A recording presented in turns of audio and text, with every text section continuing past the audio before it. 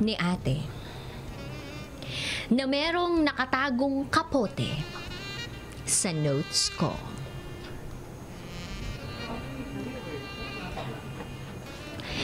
Itago nyo na lang ako sa pangalang Dagul. At ito ang aking SPG. As in, Super Baganern Secret Files.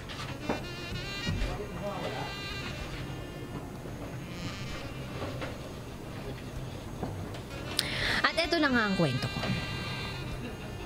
Nakauwi na ako galing sa campus.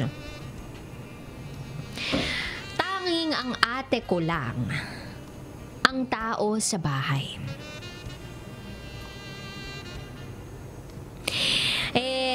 Since hindi kami kayamanan, malit lang ang bahay namin.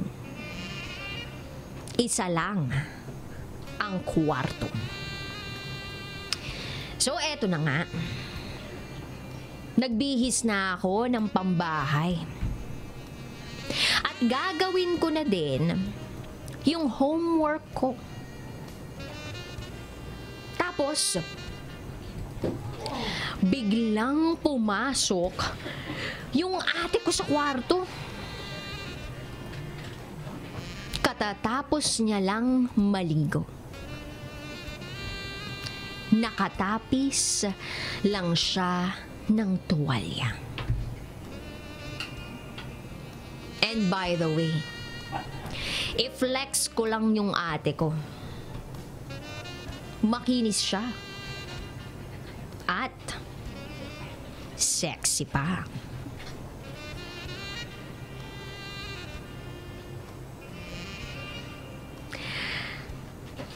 At ilang segundo pa ang lumipas. Kinuha ko na yung notes ko. At kasabay ng pagkuha ko ng notes ko, ay biglang bumagsak yung pinakatago-tago kong kapote. OMG! Kinikilabutan na ako. Hanggang sa bigla nang lumapit yung ate ko. Nakangiting aso. Dahan-dahan siyang pumunta doon sa kinaroroonan ng kapote. At maya-maya pang onte ay kinuha niya na ang kapote na nasa sahig. Tinanong niya kung para saan yun, habang nakataas yung kilay niya na medyo nakangiti pa. Oh my G. Sabihin ko lang daw, at hindi naman daw siya magsusumbong sa mga magulang namin. Sa aming dalawa lang daw yun. Binata din naman daw ako. Kinakabahan ako kung paano ko rin talaga sasabihin. Nararamdaman ko na yung pag-iinit ng katawan ko at umaakit na to hanggang sa ulo ko. Namumula na ako. Hanggang sa inakbayan ako ni ate.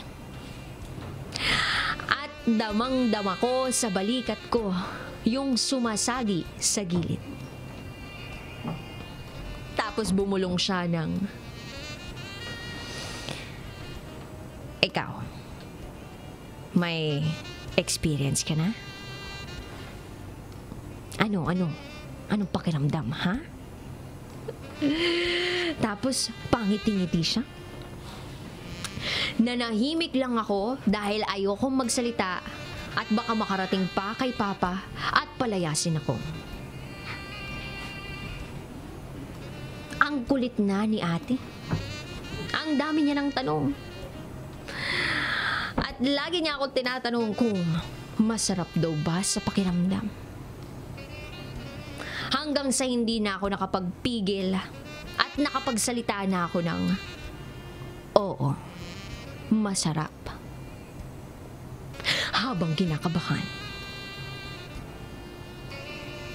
At pagkarinig niya noon, ay sumigaw siya ng, yes! Sabay sabi ng, binata ng kapatid ko! Tapos yun, kampante na ako kasi dun na natapos yung usapan namin ni ate. Pero ang hindi niya alam, may gumagamit ng kapoteng yun at doon ipinapasok sa puwetan ko.